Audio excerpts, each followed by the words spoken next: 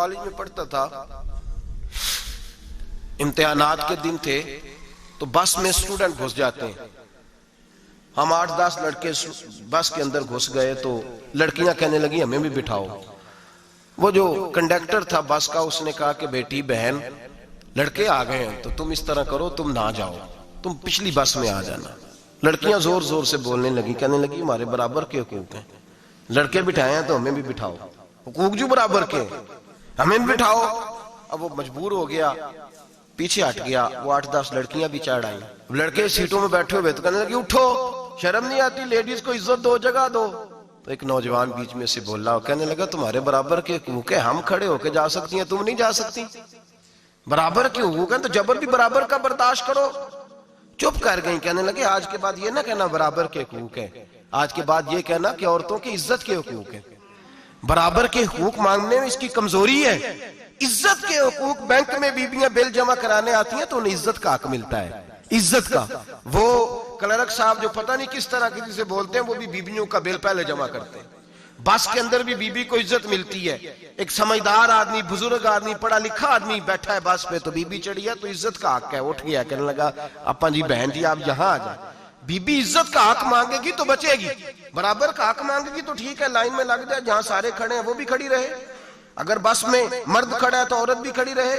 برابر کے حقوق مانگنے میں عورت کو نقصان ہے، برابر کے حقوق مانگنے میں عورت کے لیے تکلیف ہے، عورت کے لیے نقصان ہے. ہاں اگر عزت کا حق مانگے گی تو پھر اس کو اللہ وقار عطا فرمائے گا، پھر اللہ اس کو بلندی عطا فرمائے گا. میرے حبیب کریم سید عالم صلی اللہ تعالی علیہ وسلم نے عورت کو جو حق دیا وہ عزت والا حق دیا ہے.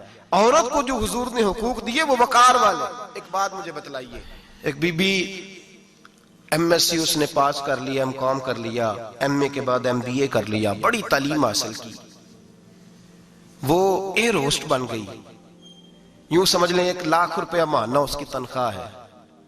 وہ گھر سے نکلتی ہے، وہ کہتی ہے میں جہاز کے اندر ایئر ہوسٹ ہوں. وہ کہتی ہے میں تو اتنے پیسے کماتی ہوں، مجھے خامن کی کیا عادت ہے. اب 2 عورتیں ہو گئی. ایک بی بی گھر میں رہتی ہے، اس کا خامن تھکا رہا ہے، اس کا بیٹا اسکول سے آیا ہے، خامن کام سے آیا ہے. چھوٹا بیٹا انتظار کر رہا تھا کہ سارے آئیں گے تو کھانا کھائیں گے. اب وہ خامن آیا تو اس نے آتے کا منہ ہاتھ دھولے میں کھانا چنتی ہوں. دسترخوان بچھایا، اس نے کھانا رکھا ہے. اس کا بیٹا بھی کھانا کھا رہا ہے، اس کا بھائی بھی کھانا کھا رہا ہے، اس کا شوہر بھی کھانا کھا رہا ہے. وہ ان کو کھانا کھلا رہی ہے. اب کسی موقع پر اس کا بیٹا بولتا ہے، کہتا اماں فلاں چیز بھی چاہیے. اماں ڈانٹ دیتی، کہتی چپ کر، مل جائے گی. خامن کہتا ہے فلاں چیز کیوں نہیں پکی؟ تو کہتی ہے جناب کیا بتاؤں آپ کو، گیس ہی نہیں ہے صبح کی. کبھی وہ کہتی ہے آپ چلے جاتے ہیں، آپ کو یہ تو فکر ہی نہیں ہوتی کہ فلاں مسالہ کوئی نہیں تھا. خامن اس کی بات سن رہا ہے. ادھر وہ ایئر ہوسٹ ہے، وہ بھی کھانا بانٹ رہی ہے. اپنی مرضی کا لباس نہیں پہن سکتی. اس کو جب ٹریننگ دی جاتی ہے تو اس کو کہا جاتا ہے کہ تو نے معاذ اللہ چست لباس پہننا ہے، میک اپ تو نے کر کے رکھنا ہے، اور کوئی بدتمیز ترین لڑکا تیرے ساتھ بدتمیزی بھی کرے تو نے جواب میں بولنا نہیں، جی جی کرنا ہے، اس لیے کہ ہماری ایئر لائن کا نقصان نہیں ہونا چاہیے. اب لڑکے اس کو بلا رہے ہیں، پھپتیاں کس رہے ہیں. وہ کہتی ہے میں بڑی سیانی ہوں، لاکھ روپیہ کماتی ہوں، مجھے کیا ضرورت ہے. ایمانداری سے دل پہ ہاتھ رکھ کے بتانا، وہ بی بی جو گھر میں کھانا تقسیم کرتی ہے اس کی عزت زیادہ ہے یا جو جہاز کے اندر کھانا تقسیم کر رہی ہے اس کی عزت زیادہ ہے؟ یہ اپنے دل سے بی بی کہہ رہی ہے میں لاکھ کماتی ہوں، یہ تو خامد مجھے 10 روپے دیتے ہوئے 100 دفعہ باتیں کرتا ہے. تجھے پیسے تو تیری جیب میں اس طرح نہیں آ رہے، لیکن جو عزت تجھے گھر میں نصیب ہو رہی ہے، جو عزت تجھے گھر میں نصیب ہو رہی ہے. کسی بزرگ سے کسی نے کہا تھا کہ جناب دنیا میں روٹی کھانے کا مزہ کب آتا ہے؟ تو انہوں نے کہا روٹی کھانے کا مزہ تب ہی آتا ہے جب اماں تندور پہ روٹیاں لگا رہی ہوتی ہے. اماں تندور پہ روٹیاں لگا رہی ہوتی ہے اور بڑے بڑے بادشاہ بھکاری بن کے کھڑے ہوتے ہیں، اماں ایک گرم گرم روٹی دینا. وہ لطف ہے، وہ ذائقہ ہے. میرے بھائی عورت جب تک گھر کی 4 دیواری کے اندر رہتی ہے وہ محفوظ رہتی ہے، وہ باوقار رہتی ہے. اور جب وہ کہتی ہے نہیں نہیں میں برابر نکلوں گی، میں کماؤں گی، آپ دیکھ لیں ٹریننگ دی جاتی ہے عورتوں کو ہوٹلوں کے اندر، پاکستان میں، پنجاب میں، ہمارے دیہاتی ماحول میں اب ہوٹلوں کے اوپر ویٹر کا کام عورتیں کرنے لگی ہیں، عورتیں بیٹھتی ہیں، کام کرتی ہیں، ان کو حکم ہوتا ہے، صبح ٹریننگ ہوتی ہے کہ کوئی آدمی جتنی بھی بدتمیزی کرے تم نے بولنا نہیں۔ او خدا کے بندو، او میری ماؤں بہنوں بیٹیوں، یہ تمہاری عزت نہیں، یہ تمہیں رسوا کیا جا رہا ہے، یہ تمہیں ذلیل کیا جا رہا ہے۔ صابن کا اشتہار ہے اور تصویر بی بی کی، شیمپو کا اشتہار ہے تصویر بی بی کی، سیمنٹ بیچا جا رہا ہے اور تصویر بی بی کی توہین ہوتی ہے تمہاری صبح و شام، اور تم اسے اپنی عزت سمجھتی ہو، تم اسے اپنا وقار سمجھتی ہو۔ عزت کیا ہے؟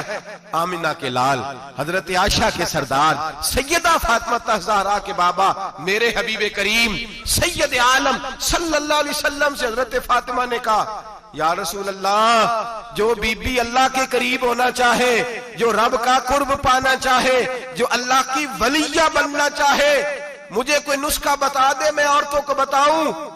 تو میرے حبیب نے فرمایا، جو بی بی جتنا گھر کے اندر رہے گی، جتنا گھر کے اندر رہے گی، جتنا گھر کے اندر رہے گی، اتنا ہی وہ اپنے رب کے قریب ہوتی جائے گی، اتنا ہی اللہ کا قرب پاتی جائے گی، اتنا ہی رب کریم کی ولیہ ہوتی جائے گی، اتنا ہی اللہ تبارک و تعالیٰ اسے اپنی قرب کی منازل طے فرمائیں گے۔ جتنی وہ گھر کے اندر رہے گی اتنی اللہ کے قریب رہے گی، اور جتنی سج دھج کے باہر نکلے گی، جتنی صبرے گی، اتنی وہ اللہ سے دور ہوتی جائے گی۔ جتنے قدم اس کے گھر سے دور نکلیں گے، اتنے ہی قدم اس کے اللہ کے قرب سے دور ہوتے جائیں گے، اتنے ہی قدم۔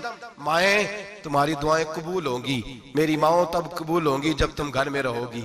بیٹیوں، رب کریم کا قرب اس وقت نصیب ہوگا جب تم گھر کے اندر رہو گی۔ تم بھائی کے لیے مانگو گی تو اللہ تمہیں دے گا، بیٹے کے لیے مانگو گی تو اللہ تمہیں دے گا، شوہر کے لیے مانگو گی تو اللہ تمہیں دے گا۔ اگر چاہتی ہو کاروبار بڑھے، اگر چاہتی ہو رزق میں برکت ہو، اگر چاہتی ہو تمہارے گھروں میں امن ہو، سکون ہو، جو تم مانگو عرش کا مالک تمہیں عطا کرے۔ تو پھر میرے رسول نے نسخہ بتلایا ہے، پھر میرے کریم نے بتلایا، گھروں میں بیٹھی رہنا، جتنی گھروں کے اندر رہوگی اتنا ہی اللہ زیادہ درجہ عطا فرمائے گا، تمہاری دعائیں قبول کرے گا، تمہاری التجائیں اللہ مانے گا۔ میرے بھائیوں، میرے عزیزوں، عورت کے ساتھ جو ظلم اس معاشرے میں ہو رہا ہے، بے پردگی کا طوفان ہے، طوفان ہے بے پردگی کا۔ ایک بزرگ تھے درویش سے، سادے سے، وہ آئی صاحب کے پاس اکثر آیا کرتے تھے، تو تھے بڑے سادے اور تھے بڑے نیک، پڑے ہوئے نہیں تھے، جاگ رہے ہیں آپ حضرات، نیک بڑے تھے۔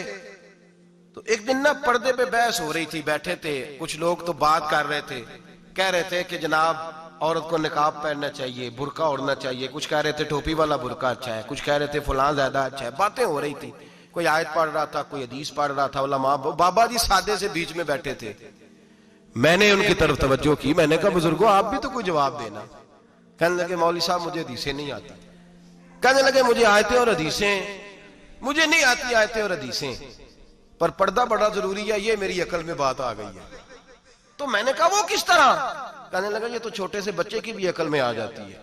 میں نے کہا صاحب ہمیں بھی سمجھا دیں، چلیں ہمیں کو بات مل جائے، آپ چلیں، اگر آپ نے علم نہیں پڑھا تو عمر تو آپ کی زیادہ ہے نا، آپ نے بزرگوں سے باتیں سنی ہیں۔ تو کہنے لگے بیٹا میرا چھوٹا سا پوتا ہے، وہ بازار سے ٹافی خرید کے لاتا ہے، اگر ٹافی کے اوپر سے کاغذ اتار دیتا ہے نا تو ٹافی میں مکھیاں بیٹھنی شروع ہو جاتی ہیں، ٹافی میں مکھیاں بیٹھ جاتی ہیں، جب تک اس کے اوپر وہ لفافہ رہتا ہے، کاغذ رہتا ہے، اس پہ مکھیاں، اللہ کرے آپ کو سمجھ آئے، اللہ کرے آپ کو سمجھ آئے، اللہ کرے اس درویش کی بولی ٹکرا جائے۔ کہنے لگے جب تک تو اس کے اوپر کاغذ رہا تب تک اس پہ مکھیاں، اور جب اس کے اوپر سے کاغذ اتر گیا تو مکھیاں بیٹھ گئیں۔ کہنے لگے 4 سال کا میرا پوتا، میں نے منت کر دی کہ کھا لو، کہنے لگا میں نہیں کھاتا، اس پہ مکھیاں بیٹھ گئی ہیں، میں نہیں کھاتا، گندی ہو گئی ہے، میں نے یہ ٹافی نہیں کھانی۔ کہنے لگے میں بوڑھا آدمی دوبارہ دکان پہ گیا، جدوجہد کر کے نئی ٹافی لایا، بیٹے کو کہا کھا لو، اب اس نے کھائی، کہنے لگے مجھے سمجھ میں آ گئی